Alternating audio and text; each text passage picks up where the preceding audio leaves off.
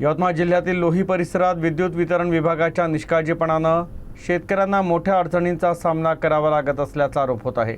खराब डीपीमुळे शेती पंपांना अडथळे निर्माण होत असून उन्हाळी हंगामात पिकांचं नुकसान होत असल्याची तक्रार शेतकऱ्यांनी केली। स्थानिक शेतकऱ्यांच्या म्हणण्यानुसार संबंधित डीपीवर कोणताही अतिरिक्त लोड नसतानाही त्यातून तेल गळत असून धूर आणि मोठा आवाज येत आहे। त्यामुळे ट्रान्सफॉर्मरमध्ये तांत्रिक बिघाड असल्याची शक्यता व्यक्त केली जात आहे।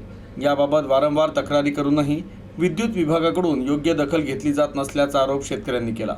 काही शेतकऱ्यांचे वीज कनेक्शन दुसऱ्या डीपीवर हलवण्यात आले, मात्र तिथेही तीच समस्या निर्माण होत असल्यानं केवळ तात्पुरत्या उपाययोजना केल्या जात असल्याचं समोर आलं आहे। याशिवाय अभियंते आणि कर्मचारी वेळेवर उपस्थित राहत नसल्याची तसंच तक्रारींवर प्रतिसाद देत नसल्याची नाराजी शेतकऱ्यांनी व्यक्त केली। तर लेखी तक्रार देऊनही कोणतीही ठोस कारवाई झालेली नसल्याचं सांगितलं जात आहे। दरम्यान विभागाकडून वीज बिल वसुलीवर अधिक भर दिला जात असून शेतीसाठी आवश्यक वीज पुरवठ्याकडे दुर्लक्ष होत असल्याचा आरोप करण्यात आला आहे।